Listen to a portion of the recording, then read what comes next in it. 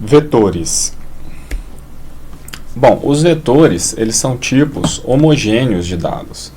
O que significa isso? Significa que eles são uma coleção de variáveis do mesmo tipo, que é referenciada por um nome comum. Ou seja, na verdade, eu tenho uma única variável, né, ela tem um nome qualquer, o tipo também, qualquer tipo que eu posso declarar uma variável, eu posso declarar essa variável como um vetor, e eu simplesmente torno ela uma coleção de variáveis, uma coleção de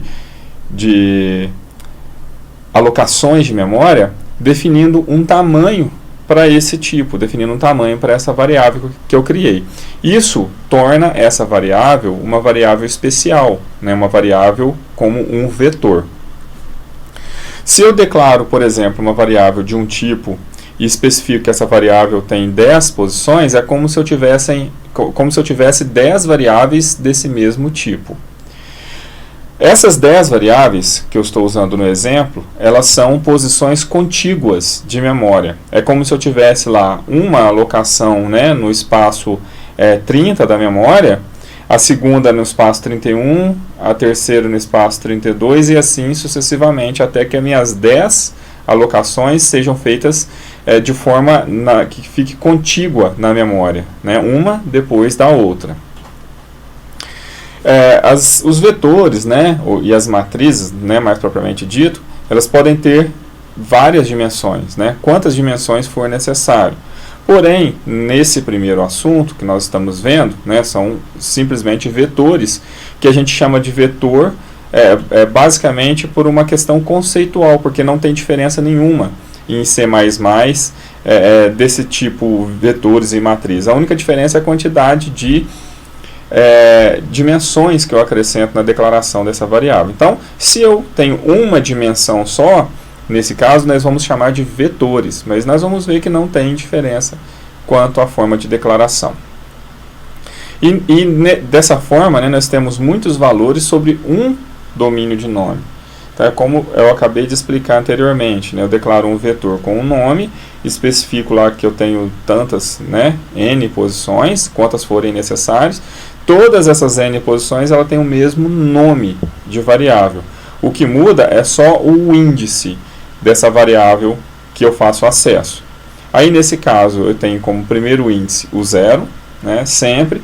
Aqui é diferente, né, de outras linguagens, como o exemplo do Pascal, né, do Visual G, que a gente define qual é o primeiro e qual é o último índice.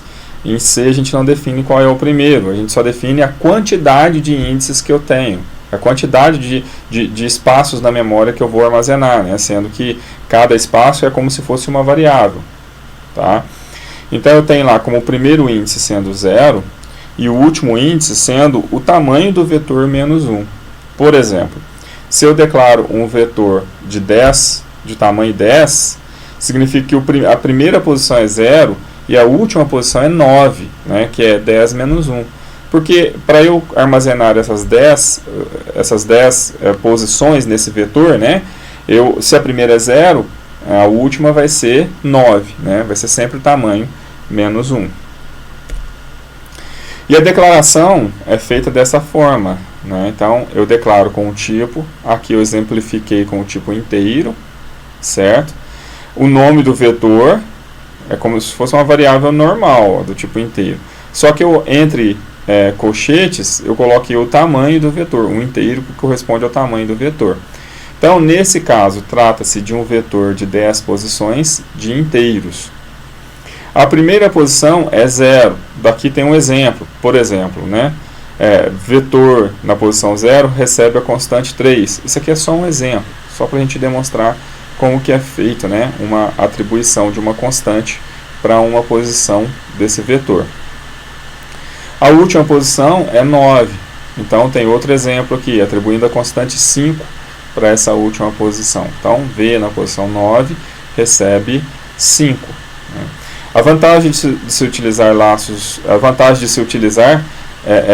esses vetores são laços de repetição para automatizar o percurso dentro desse vetor. Então, eu tenho a vantagem de utilizar laços de repetição para automatizar o percurso dentro desse vetor. Porque nem sempre, né, se eu tenho as 10 posições, eu nem sempre preciso utilizar dessa forma, atribuindo diretamente as posições. Eu posso, né, se for o caso, né, de posicionar, né, colocar valores em todas as posições do vetor, eu posso fazer um laço de repetição percorrendo todas as posições, já que aqui, ó, eu tenho um inteiro, né, que corresponde a cada posição do vetor. Eu posso substituir esse inteiro por uma variável e deixar essa posição do vetor como sendo variável, né? Agora a gente vai ver como funciona na prática essa manipulação, né, de um vetor na linguagem, utilizando a linguagem C++, né? Então nós temos aqui, vamos declarar aqui um vetor, né? Vou declarar o mesmo vetor de 10 posições. Então olha lá, eu tenho uma declaração, né? Tem um tipo, o nome da variável é v, e o meu vetor tem 10 posições. No exemplo, eu atribuí para a posição 0 um valor 3. Então aqui eu fiz uma atribuição, né, direto, né? Peguei a constante 3 e atribuí para dentro da primeira posição do vetor. Se eu quiser mostrar na tela o que tem nessa posição do vetor, basta eu mostrar o vetor, né, com a sua respectiva posição. Se eu executar esse programa, aí nós vamos ver lá que o valor que nós temos é 3, né? Eu posso também, ao invés de colocar uma constante direto dentro de uma posição do vetor, eu posso pegar, né, capturar do teclado também. Então, ele vai ficar esperando a leitura, né? Vou atribuir 5. Depois ele mostrou para mim que a posição 0 tem 5 armazenado dentro dessa posição. Mas enfim, aqui eu manipulo como uma variável, dessa forma como eu fiz, nós estamos manipulando como uma variável comum, né? E a maior vantagem que nós temos é de automatizar esse acesso, né, essa manipulação desse vetor. Daí vamos fazer um exemplo aqui de utilizar um comando, um laço de repetição para capturar do teclado 10 valores, né, para preencher todas as 10 posições do vetor, depois mostrar na tela, né, os 10 valores que foram digitados nessas 10 posições do vetor, né. Então, para isso, basta utilizar um for, um laço, né, de repetição, seja ele qual for. Aqui nesse caso eu vou usar o for, mas pode ser o while, pode ser o do while também. Todos eles vão funcionar da mesma forma, né. Vou inicializar o i, a variável que eu vou usar para fazer o controle, né, do laço. O i vai até menor que 10 e mais.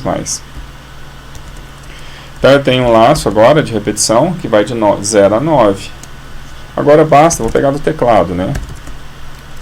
Basta eu manipular aqui a minha variável, né, o meu vetor, não com uma posição constante, né, não com uma constante para representar a posição do vetor, mas sim uma variável. Então no primeiro momento vai ser 0, no segundo momento vai ser 1, no terceiro momento vai ser 2, e assim sucessivamente. De acordo com que o i aqui muda de valor no decorrer da execução do laço, essa variável, a posição aqui, né, do vetor também é uma variável, também muda de acordo com que esse i muda, né. Depois de feito isso, eu vou digitar, nesse caso aqui, eu vou digitar 10 valores para dentro das 10 posições do vetor. Depois eu vou fazer um mesmo laço só para escrever na tela, só para mostrar na tela essas 10 posições do vetor, né? Então é o mesmo laço, né? Só que agora, ao invés de ser in, eu vou mostrar, né, os valores que estão dentro do vetor. Eu vou concatenar aqui com um espacinho para os números não ficarem colados, tá? Então nesse caso, olha, nesse for eu vou digitar os valores para dentro do vetor, depois eu inicializo de novo o meu laço, começa de novo aqui, e eu vou simplesmente escrever na tela todas as posições que estão dentro desse vetor, todos os valores que estão dentro das posições desse vetor. Então, primeiramente eu vou digitar aqui, né? Digitei os valores, né, de 0 a 9. Depois que eu digitei o último, ele encontrou o outro laço de repetição, né, esse laço de repetição, que nesse laço de repetição ele começou de novo um laço e mostrou todas as posições que estão, todos os valores, né, que estão dentro das 10 posições do vetor. Então, basicamente, assim, né, eu manipulo um vetor, né.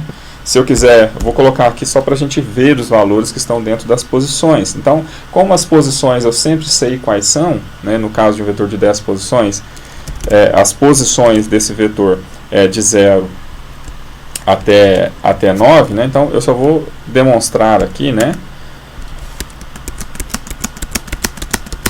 eu só vou colocar isso aqui só para a gente ver a posição que está cada valor dentro do vetor. Vou pular uma linha. E agora sim, olha, eu vou rodar o programa, carregar 10 valores dentro das 10 posições do vetor. Vou escrever essa linha, né, só para me orientar, né, quais são as posições do vetor, só questão didática, isso que não tem necessidade nenhuma para o funcionamento do programa. Depois eu exibo os 10 valores que estão dentro das 10 posições do vetor. Então, olha, vou digitar aqui 9, 0, 7, 8, 6, 4, 5, 1, 3, 1. Opa, eu fiz errado aqui, né? Não está errado, né? A entrada também pode ser dada com espaço, mas eu quero mostrar de outra forma, né? Então, olha lá. 0, 8, 9, 1, 3, 2, 5, 4, 7, 6. E olha só. Aqui são os valores que estão nas respectivas posições do vetor. Esse em cima é uma constante, cada uma representando cada índice, né, das posições do meu vetor. Então, essa linha, né, de cima aqui é essa linha aqui, né, é uma constante. Só para me falar que na posição 0 do vetor tem o valor 0. Na posição 1 do vetor tem o valor 8. Ó, então, o primeiro valor que eu digitei foi 0. Foi para a posição 0 do vetor. O segundo valor que eu digitei foi 8. 8 foi para a posição 1 do vetor. Depois eu digitei 9. 9 foi para a posição 2 do vetor. E assim sucessivamente. Então, aqui, ó, a primeira linha só serve para me mostrar, né, para me orientar quais são as posições desse vetor. E a de baixo, quais são os valores que estão nas respectivas posições.